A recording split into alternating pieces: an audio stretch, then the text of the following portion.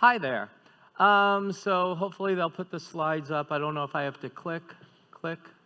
Not working. Anyway, slides will go up. But anyway, the presentation, I don't know what I frankly called it. When it comes up, you'll see, but it has something to do with budgets. It has something to do with AI and horses' asses, and it all kind of fits together if you do it right. So anyway, let's talk about first the horse's ass.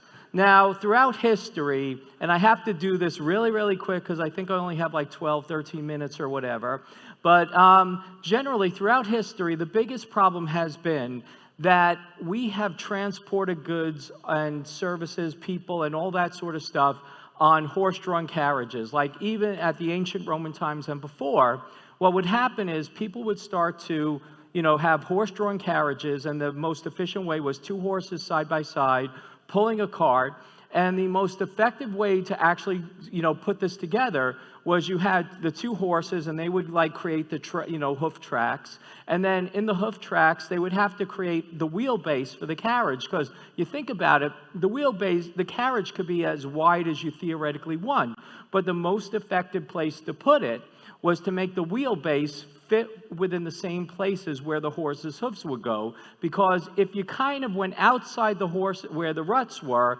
you could create damage to the carts and all that sort of stuff. So even the Romans, when they were moving carts, they'd have the same wheelbase for these wide carts as they would the chariots, because they wanted everything to fit within the ruts in the road. Now that came throughout history. Even beyond the Romans, the horses' asses were still the same size throughout history. So that kind of went into like, from the, the 0 year and before the 0 year, all the way through until the 1800s. 1800s is important because that's when they started developing railroads. When they started developing railroads, what would happen was they needed to go to the companies that were developing the horse-drawn carriages and said, well, we need railroad cars, because those were the companies that were most like it. And when they designed railroad cars, they used the same wheelbases as the horse-drawn carriages. So what happened was the railroad cars were then put on these things that were limited in width and height based on the size of horses' asses. And that is still true today, that we are transporting goods and services in railroad cars that can only be so wide, because we've designed railroad cars to be so wide, and you have tracks going in both directions. It could only be so tall because, again, for balance issues and a variety of other things, we create tunnels and everything else. Now, what happens is that this creates limitations even today.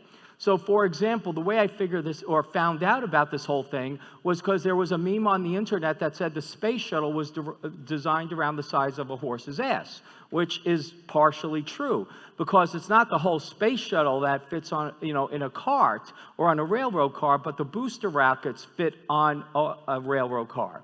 So that's important. So even the space shuttle is limited by the size of a horse's ass. Now, more important, while it's partially limited by the size of a horse's ass, I'll leave that one. Nuclear rockets, nuclear missiles are designed around the size of a horse's ass because, for example, Minuteman missiles, early U.S. nuclear missiles, were made to go on railroad cars so nobody would know where they were at a given point in time. And then, Russian missiles are still transported on railroad cars to this day, I believe. So we still have all these critical things on a horse's ass. Now, anyway, what can we learn? It's easy to perpetuate, the good things. It makes it easy to, go ahead and transport things, knowing what you're going to do.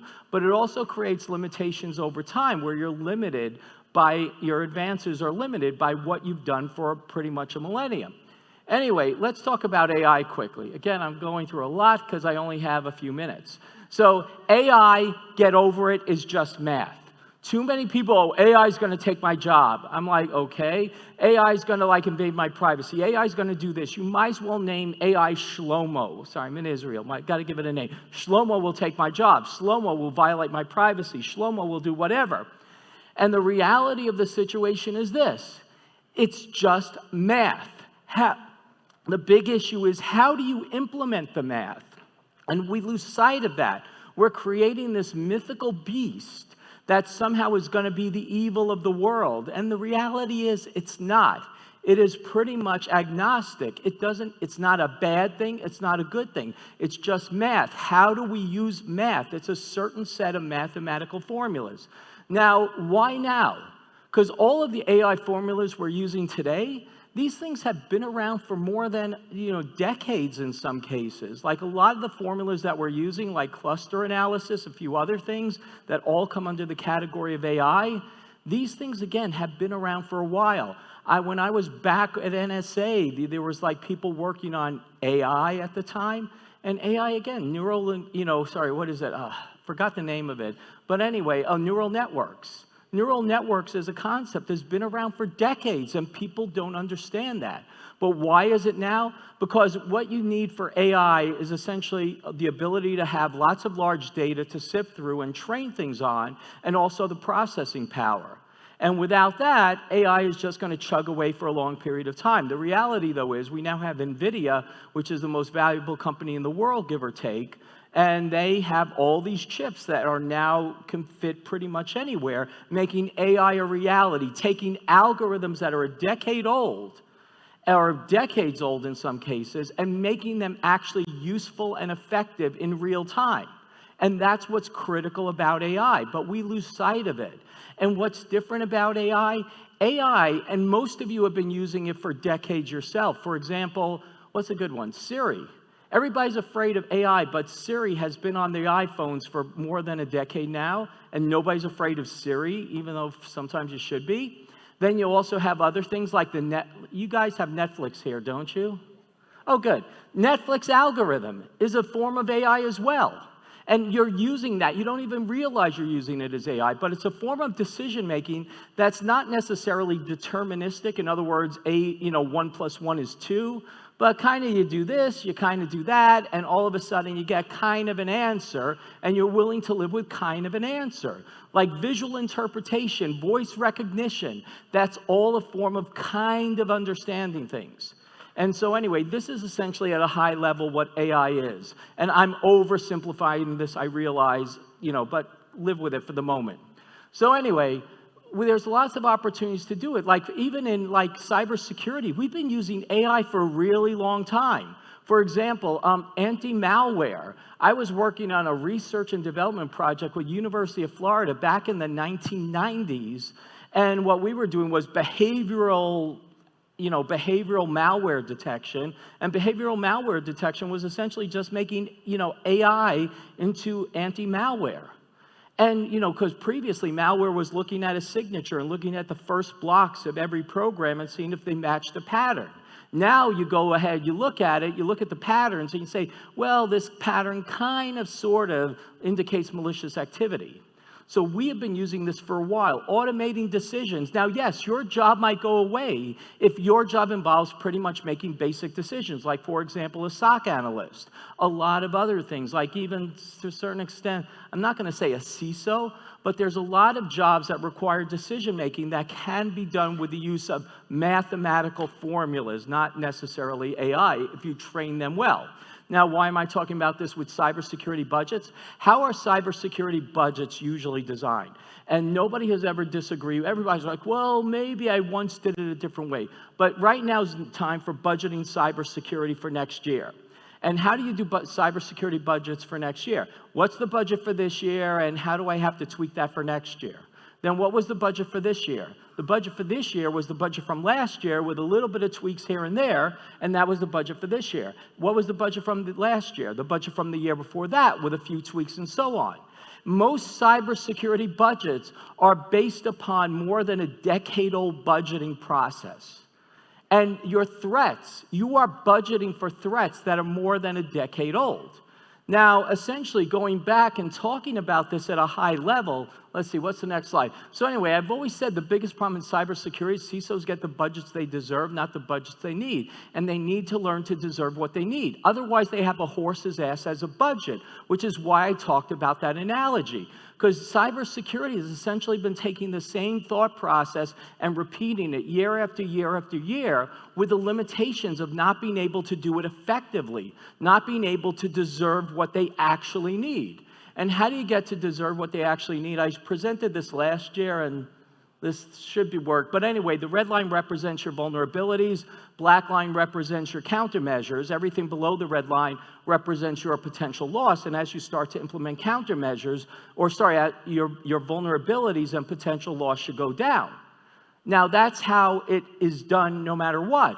But what's the current process? And your ideal situation is like to understand what is the potential loss you're willing to live with, and what's the budget that's going to get you there. Obviously, that's not the way it's done. How it's typically done is you're given a horse's ass for a budget. The horse's ass for a budget gives you maximum arbitrary countermeasures, and that gives you an arbitrary level of risk reduction.